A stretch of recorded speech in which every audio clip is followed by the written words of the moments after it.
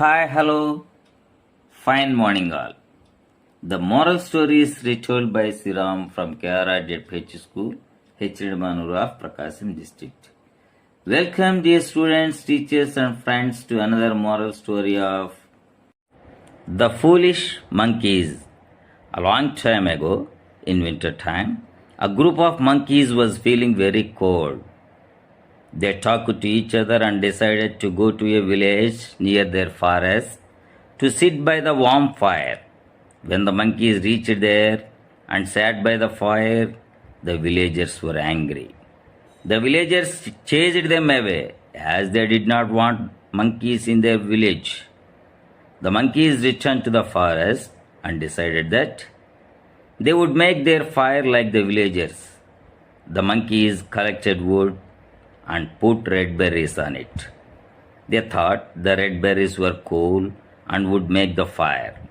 But there was no fire, and they were puzzled. The birds on the tree had a hearty laugh at the foolish monkeys. The monkeys were ashamed of their foolishness. Moral: gather complete knowledge of everything. ఇప్పుడు ఈ కథను మనం తెలుగులో చెప్పుకుందాం. మూర్ఖపు కోతులు. చాలా కాలం క్రితం కోతులు అడవిలో నివసిస్తూ ఉన్నాయి. శీతాకాలంలో వాటికి బాగా చలి వేసింది. అవి ఒకరితో ఒకరు మాట్లాడుకొని తమకు అంటే అడవికి సమీపంలో ఉన్న ఒక గ్రామానికి వెళ్ళి అక్కడ వెచ్చని మంట దగ్గర కూర్చోవాలని నిర్ణయించుకున్నాయి. కోతులు ఆ అడవికి దగ్గరలో ఉన్నటువంటి గ్రామానికి చేరుకొని మంట దగ్గర కూర్చున్నప్పుడు గ్రామస్తులు చూశారు. అది చూసిన గ్రామస్తులు చాలా కోపంతో తమ గ్రామంలో కోతులు ఉండకూడదని వాటిని తరిమి కొట్టారు.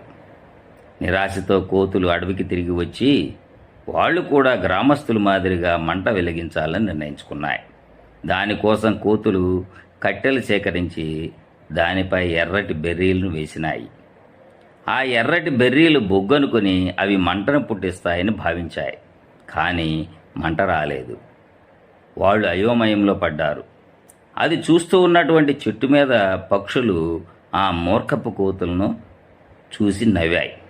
కోతులు వాటి యొక్క మూర్ఖత్వానికి సిగ్గుపడ్డాయి.